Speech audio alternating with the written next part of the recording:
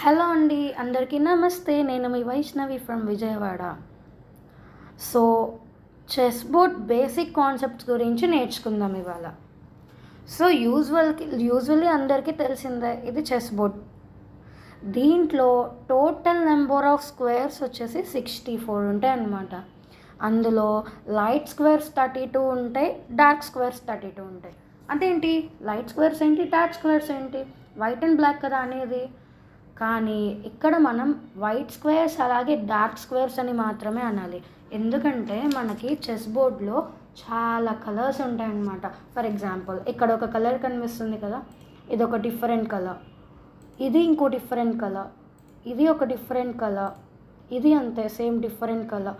So ఇక్కడ ఏంటంటే మనకి యూజువల్లీ కలర్స్ అనేవి వేరే వేరేగా ఉంటాయన్నమాట. According to their comfortability people అనేవాళ్ళు వాళ్ళ చెస్ బోర్డ్ని చూస్ చేసుకుంటారు. సో అందుకే మనం లైట్ స్క్వేర్స్ అండ్ అలాగే డార్క్ స్క్వేర్స్ అని అనొచ్చు. సో ఇప్పుడు క్వశ్చన్ ఏంటంటే, చెస్ బోర్డ్ ఎలా అరేంజ్ చేయాలి? ఎలా అంటే చాలా ఈజీ అన్నమాట.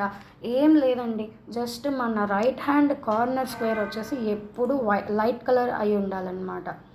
అండ్ అలాగే అపోనెంట్కి కూడా అపోనెంట్ మన ఎదురుగా కూర్చుంటే ఇదే వాళ్ళకి రైట్ అవుతుంది. సో అపోనెంట్ రైట్ కూడా ఎప్పుడు కూడా లైట్ కలర్ స్క్వేర్ అయి ఉండాలన్నమాట. అంటే లైట్ అనగా వైట్ స్క్వేర్ అయి ఉండాలి. కలర్ డెఫినిషన్స్లో చెప్పాలంటే కనుక వైట్ స్క్వేర్ అయి ఉండాలి. అండ్ అలాగే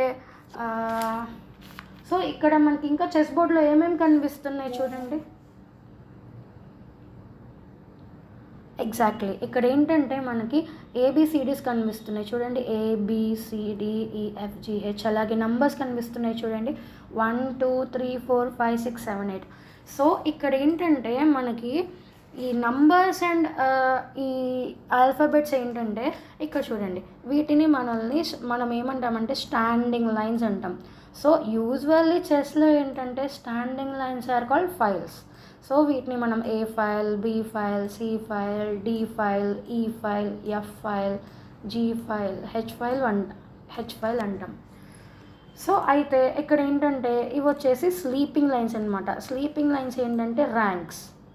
సో మనకి first rank, second rank, third rank, అలాగే fourth rank, fifth rank, sixth rank, seventh rank and 8th ranks. So టోటల్గా ఇక్కడ మనకి 8 ర్యాంక్స్ ఉంటాయి అన్నమాట. సో మనం ఒక రకంగా డెఫినేషన్ ఏంటంటే కాంబినేషన్ ఆఫ్ స్టాండింగ్ లైన్స్ అలాగే స్లీపింగ్ లైన్స్ వచ్చేసి 64 స్క్వేర్స్ అని చెప్పచ్చు అనమాట. మన నెక్స్ట్ వీడియోలో పీసెస్ అండ్ నేమ్స్ గురించి నేర్చుకుందాం. Thank you.